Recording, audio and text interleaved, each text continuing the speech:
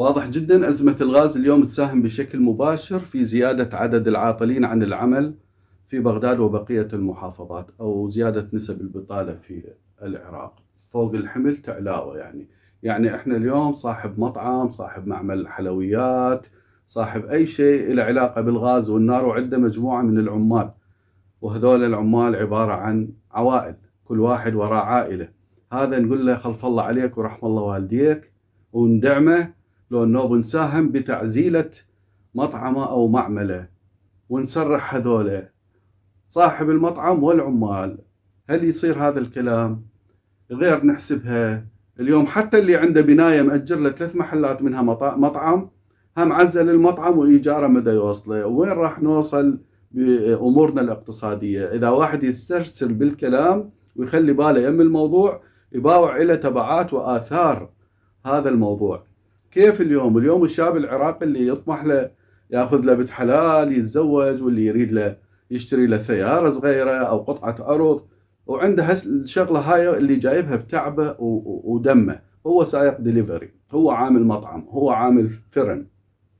أنت تساهم كدولة من خلال هذا القرار اللي أنتم مصرين على إبقائه بتعزيل هذه الأماكن وغلقها وتسريح الشباب وحرمانهم من عملهم وفرصة عملهم البسيطة اللي هي لا بها مستقبل. هو عايش بصحته، هو إذا صار تعرض إلى حادث كذا يظل ببيته وما حد يسأل عنه في ماله، هو عايش بحيله وبصحته.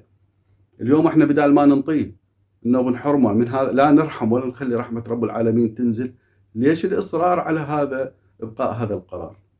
ليش ما نعتبره حالة حال بقية القرارات اللي تم اتخاذها والعمل بها، وبعدين من خلال مظاهرات أو كذا أو رفض شعبي تراجعت الجهات المختصة ورجعنا على ما كنا عليه؟ ليش الإصرار؟ الأذية واضحة. طيب هسه احنا إذا نجي على أبو البيت و15 يوم يتطونه قنينة وحدة، يجوز يرضخ يقتصد البعض، الموضوع مو عملي ومو صحيح. لكن إذا عائلته صغيرة ما أعرف إيش، يا بعود إذا يجينا خطار ما نسوي له شاي بعد، ندز له بيبسي، أوكي؟ ولو عزوبية العراق اليوم بدمه، عنده ما عنده يفرش السفرة، ما له علاقة، لازم هاي ما يقدر عليها. يعني حتى عزوبية العراق اليوم إحنا بدنا نأثر عليها. طيب هذا تحملها، خلينا نقول أبو البيت. أبو المطعم أنا غير أفكر بيه، وأبو المعمل حلويات وغيره، وكل واحد يشتغل بالغاز وبالنار. شلون هذا؟ كيف اليوم شلون حسبناها؟ يعني ما يعرف العراق منين يتلقاها؟ من كيلو الطماطة اللي وصل 3000 دينار، من دبة الغاز اللي صارت حلم كل من حاطها ومتلفلف وياها بالبطانية والتحشيشات وما أعرف إيش، من الخدمة الإلزامية أو خدمة العلم اللي صار 2-3 إحنا دا نسمع بهذا الموضوع اللي أيضا مو وقته. ممكن يكون صحيح لكن مو وقته، مو للعراقي صاحب هذه الظروف التعسة. طيب من شنو؟ من الهزة المرورية اللي لغت مدري من لغت. يعني اليوم الناس بداخلها صار نوع من الإزعاج والرعب والحيرة والتعب، وكل واحد دا يحكي بأيام الحصار الاقتصادي وراح نرجع لهذا وراح تصير اللقمة كذا، وصارت اللقمة هي ما شاء الله صعبة. شنو الموضوع؟ إلى وين؟